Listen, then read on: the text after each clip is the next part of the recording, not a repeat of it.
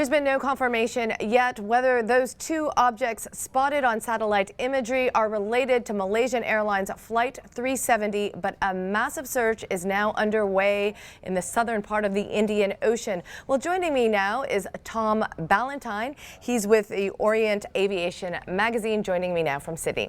Okay, Tom, you saw the pictures of the satellite images. How likely is this that it could be debris from Flight 370?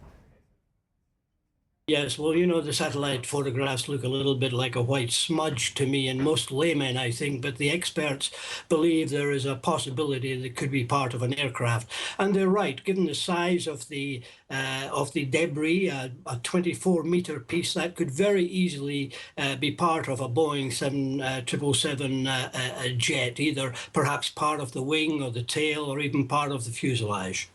Okay, and of course now we're a number of days have passed since Flight 370 disappeared.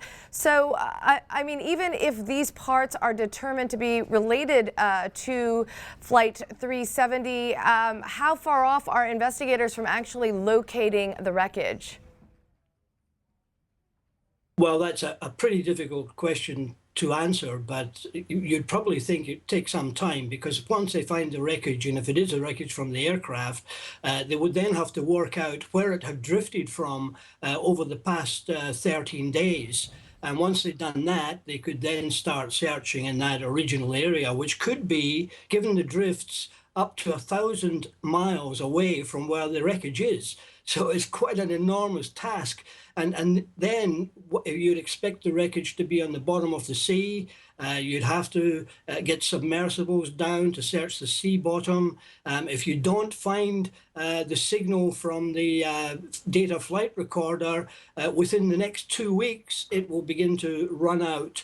And that'll make the search even harder. This is a massive challenge, finding this aircraft 2,500 kilometres southwest of Perth, Australia, in the middle of the ocean in such a remote area.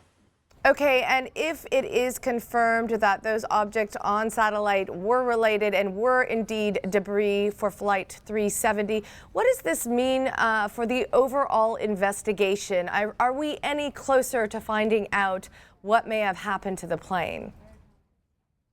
Not until we find these black boxes. If they find pieces of the aircraft, then they'll be able to work. The experts will be able to work certain things out, such as, did the aircraft break up when it hit the water? Did it break up before it hit the water? Was there an explosion? Because there'd probably be traces on parts of the aircraft.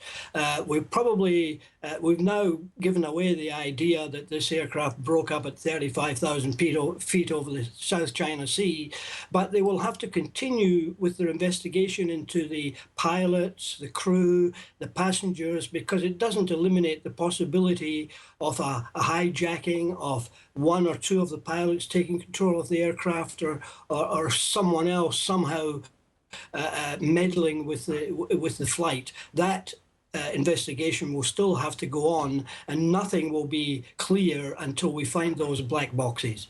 Okay, thanks very much, Tom Ballentyne, joining us from Sydney, Australia. For more on this story, you could go to WSJ.com. I'm Deborah Kahn.